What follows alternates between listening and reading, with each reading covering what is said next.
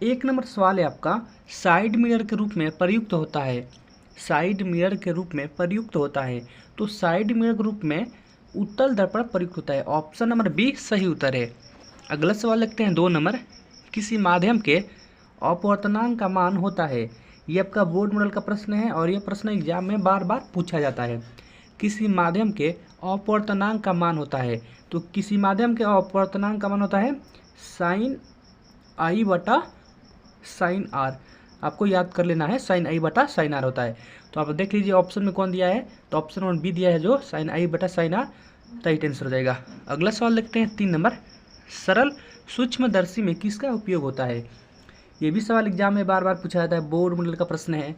सरल सूक्ष्मदर्शी में किसका उपयोग होता है। तो सरल सूक्ष्मदर्शी में उत्तल लेंस का उपयोग या प्रयोग होता है। ऑप्शन नंबर डी सही उत्तर है। 4 नंबर सवाल है, लेंस में मुख्य फोकस की संख्या कितनी होती है। लेंस में मुख्य फोकस की संख्या कितनी होती है। तो लेंस में मुख्य फोकस की संख्या 2 होती है।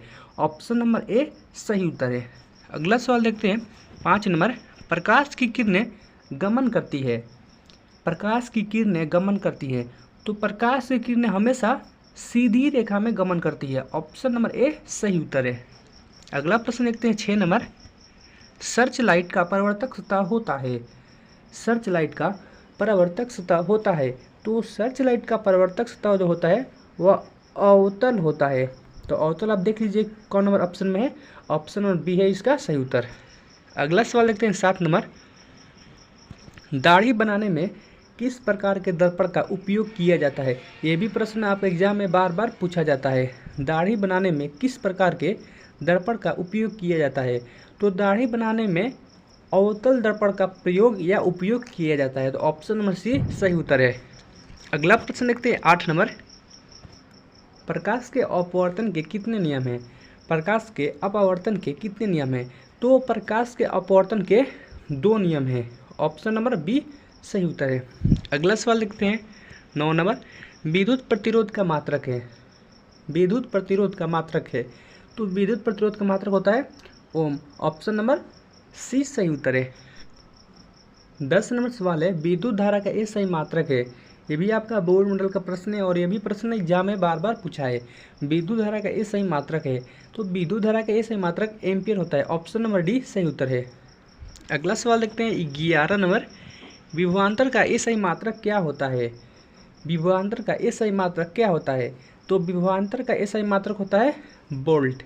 अगर विभवांतर की जगह पर विभव भी दे तो विभव और विभवांतर दोनों का सही मात्रक वोल्ट ही होता है। आपको दोनों सवाल याद कर लेना है। तो इसका ऑप्शन नंबर डी सही उत्तर है। 12 नंबर सवाल है, टंगस्टन निम्नलिखित में से किस ताप पर पिघलता है। टंगस्टन निम्नलिखित में से किस ताप पर पिघलता है। तो टंगस्टन जो है 3500 डिग्री सेल्सियस के ताप पर पिघलता है। तो ऑप्शन नंबर सी सही उत्तर है। अगला सवाल 13 नंबर, विद्युत शक्ति का मात्रक है। विद्युत शक्ति का मात्रक है। तो विद्युत शक्ति का मात्रक होता है वाट। ऑप्शन नंबर डी सही उत्तर है। अगला सवाल देखते हैं 14 नंबर, आवेश का एसआई मात्रक होता है। तो आवेश का एसआई मात्रक होता है coulomb. Option number D right answer है। 15 नंबर सवाल है, निम्नलिखित में से कौन सा बुझा हुआ चूना है। और यह सवाल एग्जाम में पूछा भी है, निम्नलिखित में से कौन सा बुझा हुआ चूना है। तो निम्नलिखित में से जो CaOH2 है वह एक बुझा हुआ चूना है। ऑप्शन नंबर बी इसका राइट आंसर है। अगला सवाल देखते हैं 16 नंबर, सिल्वर क्लोराइड का रंग क्या है। ये भी प्रश्न एग्जाम में बार बार पूछता है, आपको इसे याद करके जाना है एग्जाम देने। सिल्वर क्लोराइड का रंग क्या है। तो सिल्वर क्लोराइड का रंग होता है श्वेत। ऑप्शन नंबर ए सही उत्तर है। 17 नंबर सवाल है, श्वसन किस प्रकार की रासायनिक अभिक्रिया है। श्वसन किस प्रकार की रासायनिक अभिक्रिया है। तो जो श्वसन है वह उपचयन प्रकार की रासायनिक अभिक्रिया है। ऑप्शन नंबर ए इसका सही उत्तर है। अगला सवाल लिखते हैं 18 नंबर, उपचयन वह प्रक्रिया या वह अभिक्रिया है जिसमें कौन इनमें शामिल है, ये आपको बताना है। तो जिसमें जो ये है ना, ये सभी, ऑप्शन नंबर डी हो जाएगा, सभी शामिल है। ऑक्सीजन का योग, हाइड्रोजन का वियोग, इलेक्ट्रॉन का त्याग। उपचयन वह प्रक्रिया है जिसमें ऑक्सीजन का योग भी होता है, हाइड्रोजन का वियोग भी होता है और इलेक्ट्रॉन का त्याग भी होता है। तो ये सभी हो जाएगा right answer option number D.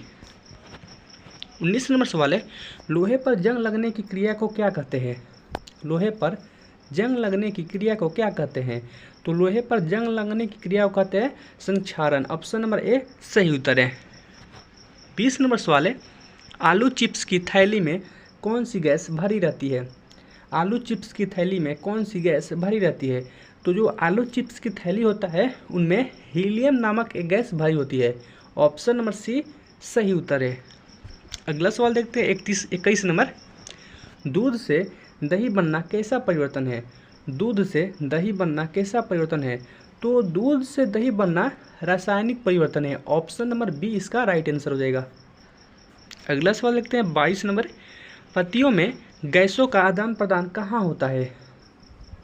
पत्तियों में गैसों का आदान प्रदान कहाँ होता है? तो जो पत्तियां हैं उनमें गैसों का आदान प्रदान रंध्र द्वारा होता है। ऑप्शन नंबर बी सही उत्तर है। 23 नंबर सवाल है, ईसीजी का पूरा नाम लिखिए। यानी जो ईसीजी है उसका फुल फॉर्म क्या है आपको बताना है। तो जो ईसीजी है इसका फुल फॉर्म होता है इलेक्ट्रोकार्डियोग्राफ। तो ऑप्शन नंबर बी इसका सही उत्तर है। 24 नंबर सवाल है, प्रकाश संश्लेषण क्रिया में ऑक्सीजन बाहर निकलता है। प्रकाश संश्लेषण क्रिया में ऑक्सीजन बाहर निकलता है, यानी जो प्रकाश संश्लेषण होता है उस क्रिया में ऑक्सीजन बाहर निकलता है कहाँ से, ये आपको बताना है। तो जल से। ऑप्शन नंबर ए सही उत्तर है। 25 नंबर सवाल है, स्वपोषी पोषण के लिए आवश्यक है। यानी जो स्वपोषी पोषण है उनके लिए क्या आवश्यक है ये आपको बताना है। तो स्वपोषी पोषण के लिए ये सभी आवश्यक है। CO2 भी आवश्यक है, क्लोरोफिल भी आवश्यक है, सूर्य का प्रकाश भी आवश्यक है। तो ये हो जाएगा इसका right answer option number D. इनमें से सभी स्वपोषी पोषण के लिए आवश्यक है। अगला सवाल लिखते हैं 26 नंबर, प्रकाश संश्लेषण होता है। प्रकाश संश्लेषण होता है तो जो प्रकाश संश्लेषण है वह हरे पौधों में होता है। ऑप्शन नंबर सी सही उत्तर है। इसका सी सही उत्तर हो जाएगा। अगला सवाल लिखते हैं 27 नंबर, हरे पौधे कहलाते हैं। हरे पौधे जो होते हैं वो कहलाते हैं। तो जो हरे पौधे होते हैं वह उत्पादक कहलाते हैं। ऑप्शन नंबर ए सही उत्तर है। अगला सवाल है 28 नंबर, प्रकृति में ऑक्सीजन का संतुलन कैसे बना रहता है? यानी जो प्रकृति में ऑक्सीजन का संतुलन है कैसे बना रहता है ये आपको बताना है। तो प्रकाश संश्लेषण के द्वारा बना रहता है। ऑप्शन नंबर बी सही उत्तर है। 29 नंबर सवाल है, रक्त इनमें किसकी उपस्थिति के कारण लाल दिखता है?